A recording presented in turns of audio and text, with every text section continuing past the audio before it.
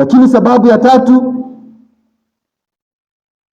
ilikuwa kwa al-Imamu al-Hussein ni lazima yeye kutoka na kulingania amani itawale katika ardhi, kwa sababu kiongozi anayetangaza ya kwamba yeye ni kiongozi wa Waislamu ni mtu ambaye halinganishi na uwepo wa mtukufu kama al-Imamu al-Hussein.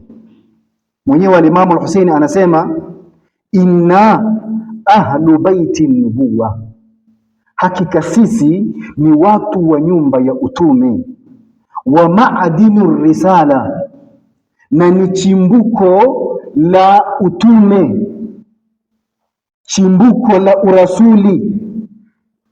Wa Yazidu rajulun fasiqun, na Yazid ni mtu ambaye ni fasik.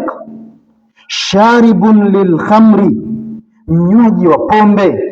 Qatilun nafsi almuhtarama, ni muuaji wa nafsi ambazo zina heshima. Mu'linun bilfusqi, anafanya maovu hadharani. Wa mithli la yubayi'u mithlah, na mfano wangu mimi al-Imamu al-Hussein hawezi kukubali kumpa bai'a kuwa chini ya kimvuli cha mfano wa mtu kama Yazid.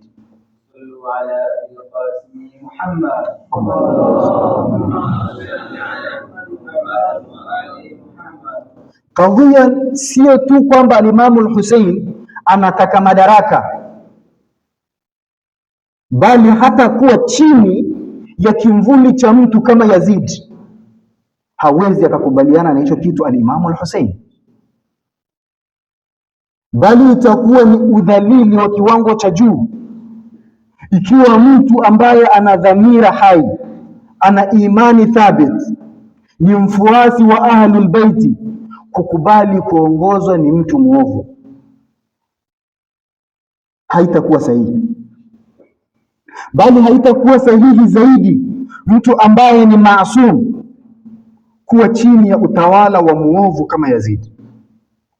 Hii ni sababu ya tatu iliyompelekea al-Imamu al-Husaini kutoka, kwa sababu kukubaliana kwake kuwa chini ya utawala wa Yazid ni kuashiria ya kwamba ameuteketeza na kuusaliti Uislamu, na kitu kama hiki hakiwezi kutokea kwa mtu ambaye ni Imamu Hussein tunayemtambua kama mrithi wa Mtume Muhammad sallallahu alayhi wa alihi wasallam.